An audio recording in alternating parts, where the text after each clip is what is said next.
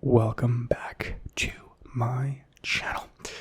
It's Voice of Persona ASMR, and today I wanted to share all of the Dragon Ball Z games that I have purchased or have been purchased for me over the years. Now, this is a long span of time, going back to when I was like essentially a preteen, 13 years old, 12, 13 years old.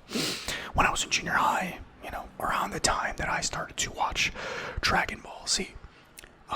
Dragon Ball Z is a staple in my childhood.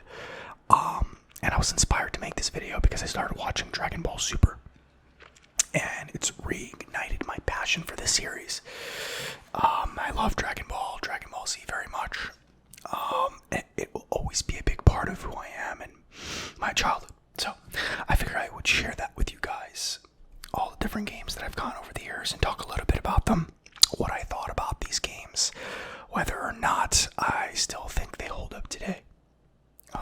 Of course, I haven't played many of them in years because they're on an old system that I no longer possess. So first, we're going to look at Dragon Ball Z Budokai 2.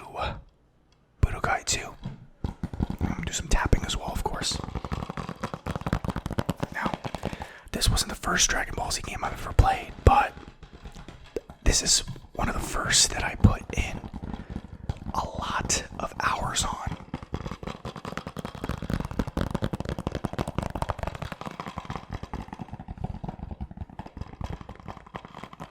If I remember correctly, this game was kind of like, well, it was the typical fighting game, but the story mode was set up, I think, kind of like a board game where you have to go around a board throughout the storyline, of course, from the beginning of the Raditz saga.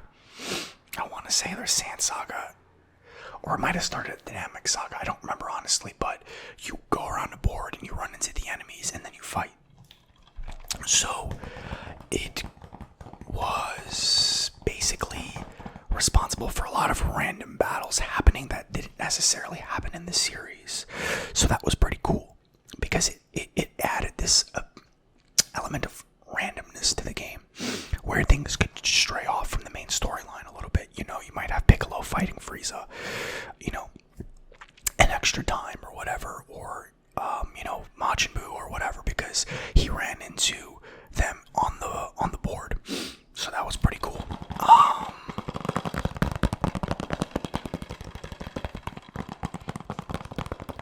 remember getting this game, right? I think I was in the 7th grade at the time, and I had just gotten a PlayStation 2, and I didn't have a memory card, because you needed a memory card at the time to save your games. This is probably around 2004, 2005, and I remember playing this game, and I just could not make progress because I didn't have a memory card. So I would play, and then I would have to start over the next day, and the next day, and the next day, until finally my mom bought me a memory card, and I was like, oh, thank God. I didn't care though, because I was having a lot of fun. But I don't remember too much about this game, honestly. But it seems like it focused. I remember mostly the Buu saga from this, though, honestly. But I know Frieza was in the game. But it was weird. Like, certain characters, like Android 17, were not in the game, if I remember correctly. It had a small roster when you compare it to games like today, of course. But I put in so many hours on this game that I honestly think it's one of my favorite games of all time. One of my favorite Dragon Ball Z games of all time. For sure. It was awesome. Probably because it was one of my first Dragon Ball Z experiences. So, of course, I have Budokai 2. I played it, but I don't have it on me, so I can't show it to you guys. But I do have Dragon Ball Z Budokai 3. Honestly, I did not like this game as much as the second one. Mostly because there wasn't too many things that were different about this game. There was the storyline was you could fly around and stuff and land on different maps and whatnot. But really, there wasn't too much that was different about this game compared to the second one. So it was like, okay, well, this is kind of the same thing. you took away the charm of it a little bit. I like the board game style. It was cool. It's something different, you know. I appreciated it. But, you know, it wasn't anything too different, I guess, from the second one, so I don't have much to say about this one, really. I enjoyed it nonetheless, of course. And then I have here another one of my favorite Dragon Ball Z games of all time, Dragon Ball Z Budokai Tenkaichi 2. Now this game, I put in so many hours on as well. Had a massive roster of people all the way to Dragon Ball GT, which I know is technically not canon, but it's always good to have more characters in the game, so I didn't mind it.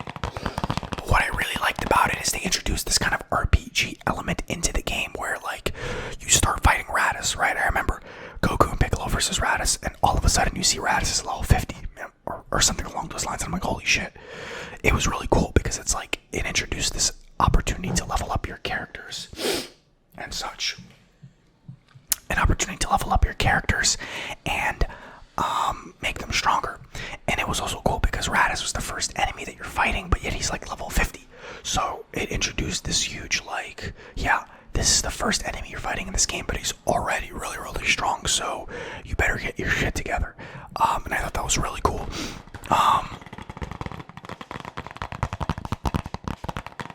This game had a great soundtrack as well. Some of the best music in a video game, in my opinion. I spent so many hours just like leveling my characters up.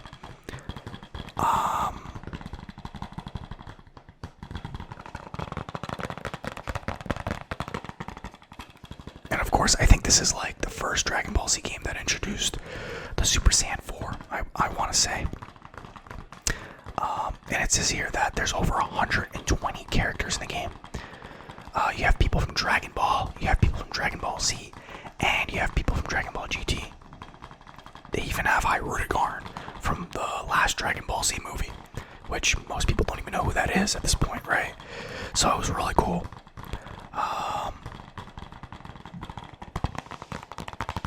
They even have Omega Shenron from Dragon Ball GT.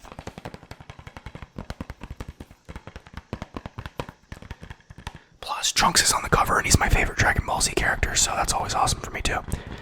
I do quite enjoy that. So this is probably, I would say, if I had to say, I would say this is my second favorite Dragon Ball Z game. I would say third, my third favorite Dragon Ball Z game. This is number 3. I'll get to the other 2 in a second.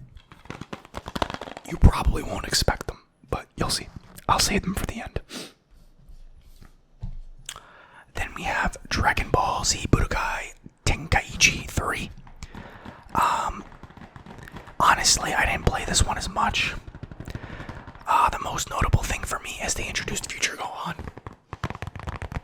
which I thought was cool. I always wanted to play as Future Gohan because he's one of my favorite characters as well. And he wasn't in the second game, so it was cool to see him introduced. But in terms of the game's like storyline and stuff, they took everything from the second game and they kind of made it worse, in my opinion. Like, you could have kept the level system. I enjoyed that. I think they took it away and they put something else in. It wasn't as memorable, honestly, to me.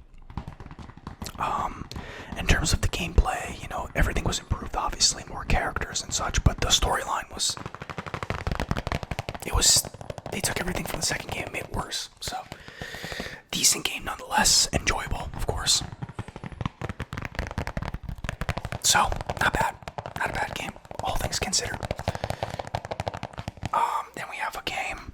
I think this was the first game, the first Dragon Ball Z game I got for the PlayStation 3. I remember. I think I was in high school at the time. This is Dragon Ball Z Burst Limit. This was... I mean, the most memorable thing about this game is that I think this was the first Dragon Ball Z game for the PlayStation 3. I want to say, with PlayStation 3 graphics. In the style of Dragon Ball Z Budokai Guy. So, you know, after playing Tenkaichi, it was nice to return to more of a fighting style game with less, you know, zipping around and more like a Tekken, Street Fighter vibe. And, you know, there isn't too much that's memorable about this game. Good soundtrack, though.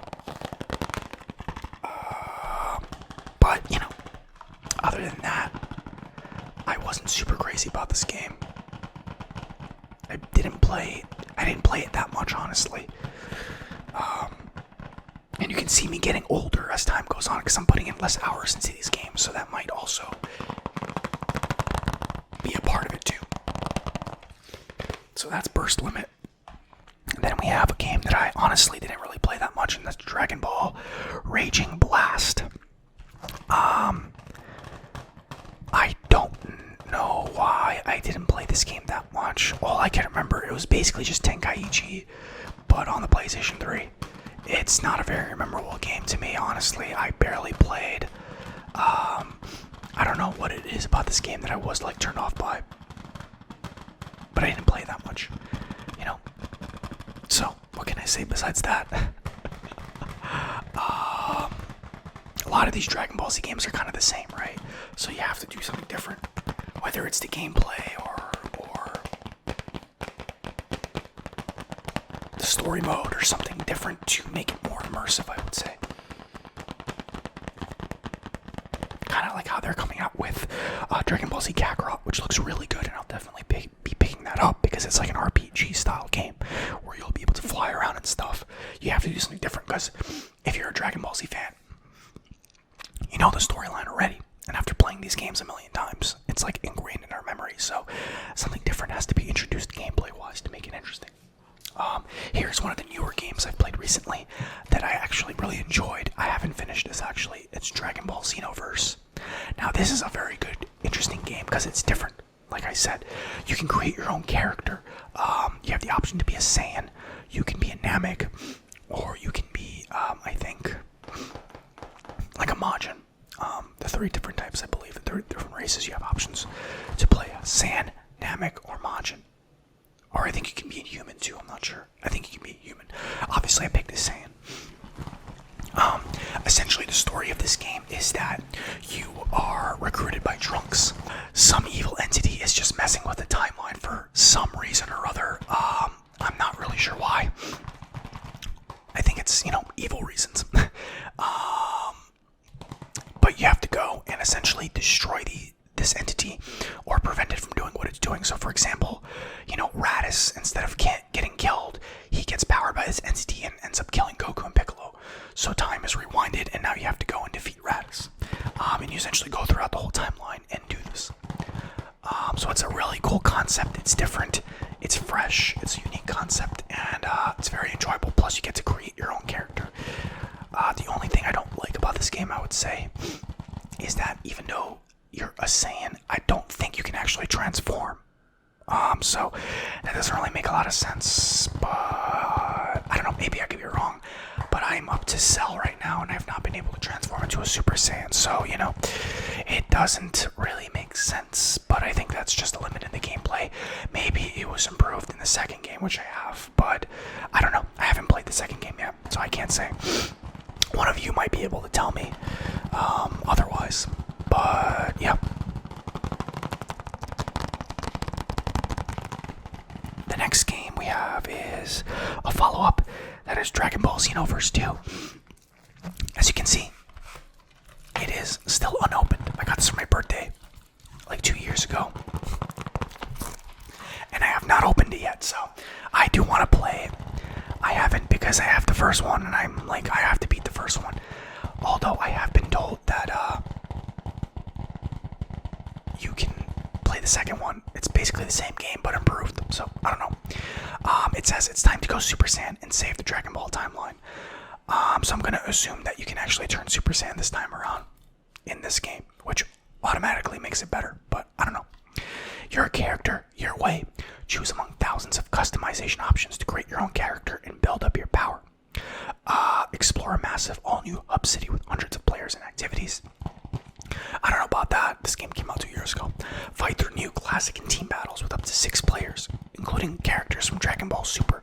This was the reason why I did not play this game. I held off on 2 years because I have to catch up to Super because I haven't watched it. I'm currently around episode 60, 61 or 62. So I'm kind of waiting to finish that first, and then I'll play this game. But yeah, can't say much else about this game. I don't know. You can see they have Goku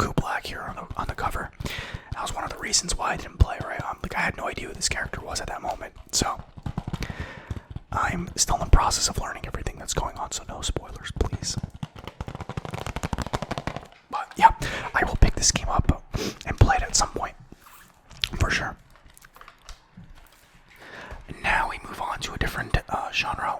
Here we go. Let's start with Dragon Ball Z Super Sonic Warriors. I know. Look at that. Game Boy Color. That's some crazy shit. I don't think I can focus the camera in properly, but take my word for it. Yep, this is a Game Boy Color game. I don't even have a Game Boy Color anymore. I played this game so much. It's one of my favorite games of all time. In fact, I might have to put this above Tenkaichi 2. I think this is my third favorite game of all time. Tenkaichi 2 would have to be number 4. I take that back. Sorry. But yeah, this is not my third favorite game of all time. Essentially, it's an RPG where you go through the entire Dragon Ball Z storyline. You start with Gohan and Piccolo, so you skip Raditz, and you go all the way to Majin Buu. And you take turns attacking each other, but you use strategy, so you have to if it's your turn to attack, you have to hit A, B, and down, and then you'll hit 3 punches. And you build up until you can use your special attack to damage them, and you take turns, and it's like a strategic turn-based combat game. But it's a lot of fun. I had a lot of fun. Great music. And you get to control a variety of different characters. You can play as Gohan, Goku, Piccolo, Trunks, Goten, young Trunks, I forget who else. Krillin. You can play as Krillin, and it's an RPG, so you're also leveling them up, and you can make them stronger. So that's pretty cool too. I'm trying to think of who else you can control. Adult Gohan, obviously. Yeah. So it's pretty awesome. Love this game. Can't say enough good things about it.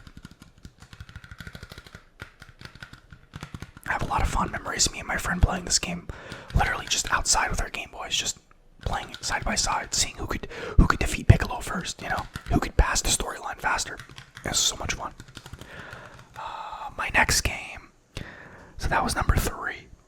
We're gonna go with number 2, and that's gonna be Dragon Ball Z Buu's Fury for the Game Boy Advance.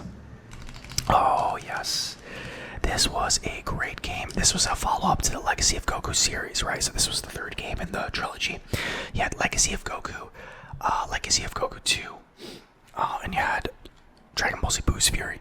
This is another RPG game where you run around. This is the entire Majin Buu storyline. So you start from the beginning of the World Tournament Saga, and then you work your way to Kid Buu. And it's basically an RPG in every sense, where you run around, you kill monsters, side enemies, and then you work your way up to the boss fights. It's an action combat game, so you're basically spamming A, B, that's it. Nothing too crazy, but it's fun. You run around the world and you can talk to people and fly around. It's not instance-based. You're not just moving from one instance to another. You can actually move around. It's an open world game. Obviously, it's Game Boy Advance, so it's sprites and stuff, but it was a lot of fun. Great follow-up to Legacy of Goku 2. And basically, it took everything from the second game and improved on it with mechanics, and made everything better. So, I can't say enough good things about it. That being said, I have to tell you, Legacy of Goku 2 is my favorite Dragon Ball Z game of all time. I put so many hours on this game. It's unbelievable. So many hours. I remember it was 2003, summer vacation, and I was playing this fucking game every single day. I spent my whole summer playing this, waiting for school to start. And it takes you from the beginning of the Android saga, or a little bit before that, with Frieza returning to Earth and getting killed by Trunks, going all the way to the end of Cell. I played this game like crazy. You get to control Goku, Gohan, Piccolo, Trunks, and Vegeta. And I spent a lot of time just leveling them up, killing side bosses, killing, random mobs and stuff. You even get to fight Cooler in this game, which is not even a canon character, but he's there if you find him. You can actually fight him. But it's a really good game because you just get to wander around like West City and just talk to random characters like Mr. Satan, and do quests for him. Like you can get him a sandwich. I don't know why that was fun, but it was. just these random side quests that were not part of the main story that gave this game more life. It gave this game its own sense of charm, you know? So I really like that. But yeah, it's the standard Dragon Ball storyline, but the gameplay was fun. And they just added little things that made this game its own. You know, like for example, when you're playing as Gohan during the 3-year wait to fight the androids, you can go and fight Krillin, Tien, and Yamcha as a training thing. And, you know, just randomly for fun. And it was a good time. I remember actually having a hard time beating Tien for whatever reason. But you can do these little things to level your character up and make them stronger, and it just gives the game a sense of life beyond the series. You know, it really makes you feel like you're immersed in the world, I guess is what I'm trying to say. So that's what makes this game my favorite of all time. Legacy of Goku, the first game, was fun, but it was very stiff mechanically, and this basically improved on everything from that. You add in the fact that I think that the Androids Trunks arc was my favorite story in Dragon Ball Z, and that's why I really have a special place in my heart for this game, and I love it passionately. So there you go. And here is a honorable mention: Dragon Ball Z Supersonic Warriors. This was a pretty fun game. It was more of a fighting game, not an RPG. That basically you could pick. You could actually, I think, you could select any character you want, and they had their own storyline. So you could select Cell, for instance, and you can destroy everybody in your path and become victorious and create an alternate universe where Cell actually succeeds in destroying the universe. I think I remember doing that with him, and then at the end it was like Cell is alone in the universe, no one to challenge him. He became bored and went to sleep, basically. I think that's what happened. So things like that made this game unique in its own way and a lot of fun. Good music too. But does not make my top 4, unfortunately. There was things about this game that I didn't like that much. I don't remember what, but I know that I didn't, for whatever reason. But there you have it. Those are all the Dragon Ball Z games that I currently own. I also had Dragon Ball Z Budokai 1. I don't know where it is. Can't find it. But as you can see, I have a lot of games, Dragon Ball Z games. I also ordered Dragon Ball Z Fighters. That's coming tomorrow, actually, so I will update you guys on what I thought about it. Really excited to try it. Hopefully it's a lot of fun. A lot of noise outside, I apologize. It's the middle of the day, so a lot of cars going by. But yeah, looking forward to Dragon Ball Kakarot. What about you guys? Are you a fan of Dragon Ball Z? Do you have a favorite game? No spoilers for Dragon Ball Super, please. Let me know. Let's have a conversation. But I gotta get out of here. Hope you guys enjoy the video, and I will see you in the next one. Have a good day or night. See you guys. Take care.